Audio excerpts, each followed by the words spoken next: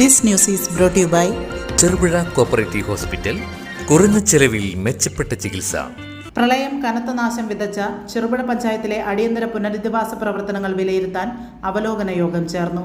വീടുകളിൽ വെള്ളം കയറിയവർക്ക് 10,000 രൂപ വീതം അടിയന്തര സഹായം അനുവദിക്കുമെന്നും ചെറുപുഴയ്ക്കായി പ്രത്യേക ധനസഹായ പാക്കേജ് അനുവദിക്കുന്നത് സർക്കാരിന്റെ ശ്രദ്ധയിൽപ്പെടുത്തുമെന്നും MLA V Kunhikrishnan, Payyanur tahsildar KP Paul എന്നിവർ അറിയിച്ചു.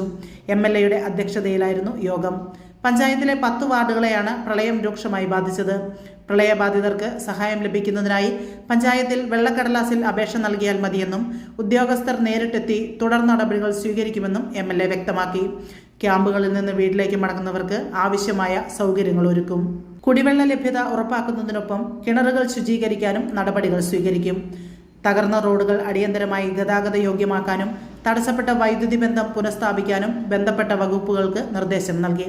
കൃഷിനാശത്തിന്റെ കണക്കുകൾ 2 ദിവസത്തിനകം ലഭ്യമാകുമെന്ന് കൃഷിവകുപ്പ് ഉദ്യോഗസ്ഥർ അറിയിച്ചു. Tahsildar KP Paul, Payyanur block panchayat president KK Joy, Cherupuzha panchayat president Laisamma Panakkal, vice president Satheesan Karthikappally, ADP PVK Manjusha, BDO K Mohanan, Cherupuzha SI ക്ലിൻ മാത്യു, പഞ്ചായത്ത് സെക്രട്ടറി ബിറ്റാക് തോമസ് തുടങ്ങി വിവിധ വകുപ്പ് ഉദ്യോഗസ്ഥരും ജനപ്രതിനിധികളും സന്നദ്ധ പ്രവർത്തകരും യോഗത്തിൽ പങ്കെടുത്തു. പുലർച്ചെ 5 മണിക്ക് ഡിസ്ട്രിക്ട് ഡിസാസ്റ്റർ മാനേജ്മെന്റ് അതോറിറ്റി ജില്ലാ കളക്ടർ അധ്യക്ഷതയിൽ പ്രവർത്തിക്കുന്നുണ്ട്. ആ അതോറിറ്റിയുടെ ഒരു വാട്സപ്പ് ഗ്രൂപ്പുണ്ട്. ആ ഗ്രൂപ്പിൽ സന്ദേശം വരും. ശരിക്കും അലാറം പാടുക. അത് എല്ലാ ഡിപ്പാർട്ട്മെന്റുകളും ഉൾപ്പെടുന്ന ഒരു സമിതിയാണ്.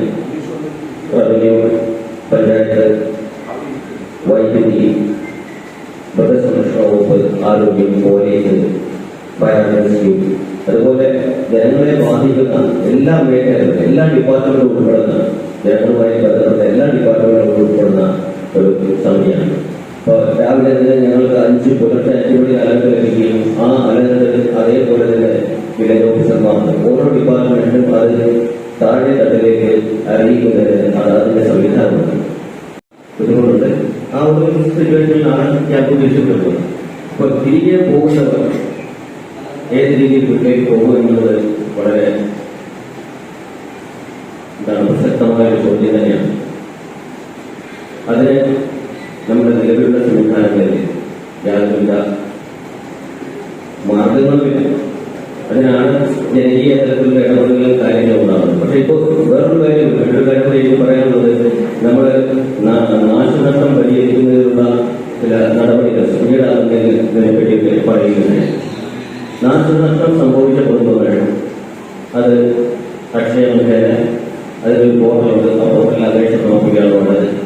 ആ അപേക്ഷ അതാത് ദിവസം തന്നെ അല്ലെങ്കിൽ വിത്തിൻ അവേഴ്സ് ഞങ്ങൾ പഞ്ചായത്തിലേക്ക് ഫോർവേഡ് ചെയ്യുന്നതായിരിക്കും. പഞ്ചായത്തിന്റെ എഞ്ചിനീയർമാരാണ് ഒരു സമിതി. അവരാണ് ഈ നാശനഷ്ടങ്ങൾ പരിശോധിക്കേണ്ടത്. അവർക്ക് പരിശോധിച്ച് റിപ്പോർട്ട് ചെയ്യുന്നതിനനുസരിച്ച് നഷ്ടപരിഹാര തുക നൽകുന്നതാണ്. സ്ഥാപനങ്ങളോ ഉണ്ടാവുന്ന നാശനഷ്ടം 15% താഴെയാണെങ്കിൽ നിലവിൽ നഷ്ടപരിഹാരം നൽകുന്നതിന് വ്യവസ്ഥയില്ല.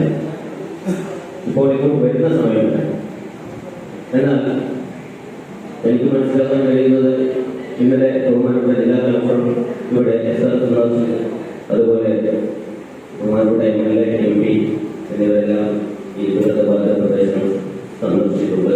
അവർ തന്നെ ആഴവും വ്യാപ്തി മനസ്സിലായിട്ടുണ്ട്. ആ ആഴവും വ്യാപ്തി നമ്മുടെ കേരള സംസ്ഥാനത്തിന്റെ മുഖ്യമന്ത്രിയെ ബഹുമാനപ്പെട്ട MLA ഇന്നലെ തന്നെ അറിയിച്ചിട്ടുള്ളതാണ്. ജില്ലാ കളക്ടർ ഇന്ന് ദുരിതബാധിത പ്രദേശങ്ങളിലെ ജില്ലാ കളക്ടർമാരുടെയും മറ്റ് ഉദ്യോഗസ്ഥന്മാരുടെയും യോഗം ചീഫ് മിനിസ്റ്റർ തലത്തിൽ രാവിലെ ഉണ്ടായിരുന്നു. അതിന്റെയൊക്കെ അടിസ്ഥാനത്തിൽ ഇന്ന് ഇങ്ങോട്ട് വരുന്ന വഴി ഞങ്ങൾ ഇവിടെ 2 മണിക്കൂർ പുറപ്പെടുന്ന സമയത്ത് മുഖ്യമന്ത്രിയുടെ വാർത്താ സമ്മേളനം നടക്കുകയാണ്. അതിന്റെ അടിസ്ഥാനത്തിൽ വീടുകളിൽ വെള്ളം കയറിയവർ നാളിതുവരെ ഉണ്ടാകാത്ത ഒരു ആനുകൂല്യമാണ്. വീടുകളിൽ വെള്ളം കയറിയവർക്ക് പെട്ടെന്നുള്ള ധനസഹായമായി 10,000 രൂപ പ്രഖ്യാപിച്ചിട്ടുണ്ട്. അത് ഇന്ന് പത്രവാർത്തകൾ വന്നിരിക്കുന്നു. നാളെ അടുത്ത ഉത്തരവായി വരും.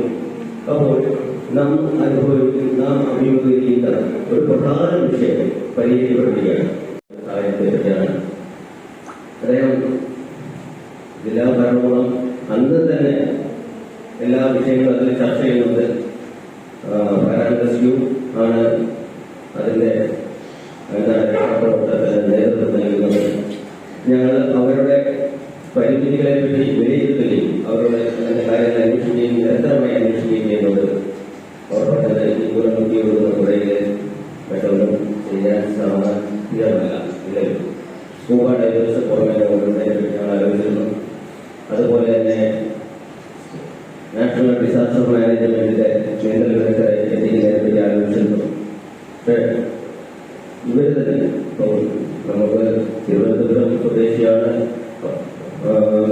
പോയിരിക്കുന്നത്, വിസാരിക്കുന്നത്. അതായത് നക്സൽ പറയുന്നത് ഒരിക്കലും തിരുവനന്തപുരമെന്നോ അല്ലെങ്കിൽ കർണാടകയിൽ നിന്നോ ഒറീസയിൽ നിന്നോ ഒന്നും അങ്ങനെ ഒരു വിവാദത്തിന് ഭരണകൂടമേയില്ല. അദ്ദേഹം തൊഴിൽ നിയമമുള്ള മനുഷ്യനാണ്, ചെറുപ്പക്കാരനാണ്, നീന്തൽ വിദഗ്ധനാണ്. 2 മനുഷ്യജീവനെ രക്ഷിച്ചിട്ട് ഭരണത്തിലേക്ക് അല്ലെങ്കിൽ മിസ്സായിട്ടുള്ളതാണ്. ആ ഒരു കാരണം കൊണ്ട് ഒരു തരത്തിൽ ജില്ലാ ഭരണകൂടം അതിൽ പിന്നോട്ട് പോയില്ല. വളരെ ശക്തമായ ഇടപെടലുകൾ നടത്തിക്കൊണ്ടിരിക്കുകയാണ്. ഇപ്പോൾ ഫൈനലായിട്ട് തീരുമാനിച്ചിരിക്കുന്നത് റാഫ്റ്റിംഗ് അസോസിയേഷൻ, അദ്ദേഹം റാഫ്റ്റിംഗുമായിട്ട് ബന്ധപ്പെട്ടാണ് വന്നിരിക്കുന്നത്.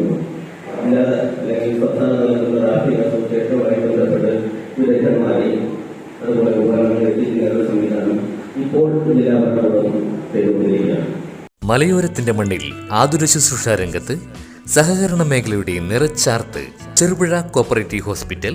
കുറഞ്ഞ ചെലവിൽ മെച്ചപ്പെട്ട ചികിത്സ, അസ്ഥിരോഗം, ENT, സ്കിൻ, പൾമനോളജി, സൈക്കാട്രി, കൂടാതെ 24 മണിക്കൂറും പ്രവർത്തിക്കുന്ന കാഷ്വാലിറ്റി ലാബ്, ഫാർമസി സൗകര്യങ്ങൾ, കൂടാതെ ortho operation theatre, physiotherapy, audiology, speech therapy, NICU, PICU സൗകര്യം, റേഡിയന്റ് വാമർ, ഫോട്ടോതെറാപ്പി, ECG, കൂടാതെ അത്യാധുനിക ഡിജിറ്റൽ എക്സ്റേ സൗകര്യം. ചികിത്സയ്ക്കിനി ചിലവേറില്ല. Cherupuzha cooperative hospital.